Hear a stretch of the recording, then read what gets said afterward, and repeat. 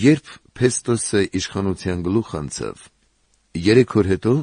Կեսարիայից Երուսաղեմ բարձրացավ։ Քահանայապետներն ու հրեաների գլխավորները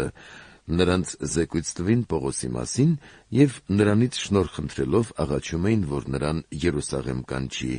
մինչ իրենք ծուղակ էին պատրաստել ճանապարհին նրան սպանելու համար։ Իսկ Փեստոսը պատասխանեց, թե նա Կեսարիայում կպահվի, և թե ինքն էլ շուտով այնտեղ է գնալու, ապա ասաց. «Ձեզնից ովքեր կկարողանան, ինձ հետ թող իջնեն, և եթե այդ մարդու վրա որևէ հանցանք կա, նրան թող ամբաստանեն»։ Եվ ոչ ավելի քան 8 կամ 10 օր այդտեղ մնալուց հետո եկավ իջավ Կեսարիա և հաջորդ օրը ատյան նստելով հրամայեց, որ Պողոսին բերեն։ Երբ նա եկավ, նրա շուրջը բոլորվեցին Երուսաղեմից իջած հրեաները, և նրա վրա բարդում էին բազում և ծանր հանցանքներ, որ չէին կարողանում ապացուցել, քանի որ Պողոսը պատասխանում էր. «Ոչնչով հանցավոր չեմ, ոչ հրեաների օրենքի, ոչ տաճարի,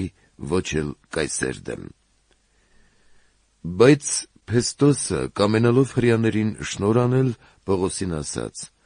«Ուզում ես Երուսաղեմ բարձրանալ և այդ խնդիրների համար այդտեղ դատվել իմ առաջ»։ Պողոսն ասաց. «Կանգնած եմ Կայսեր ատյանի առաջ, ուր և պետք է դատվեմ. հրեաներին ոչ մի անիրավություն չեմ արել, ինչպես ինքդ էլ քաջ գիտես, ուրեմն եթե հանցավոր եմ և մահվան արժանի գործ եմ արել, մեռնելուց չեմ վախենա։ Իսկ եթե ոչինչ չկա այն մեղադրանքների մեջ, որոնցով սրանք ինձ ամբաստանում են, ոչ ոք չի կարող ինձ որպես շնորհ հանձնել դրանց, Կայսրին եմ բողոքում»։ Այն ժամանակ Փեստոսը իր խորհրդականների հետ խոսելուց հետո պատասխանեց.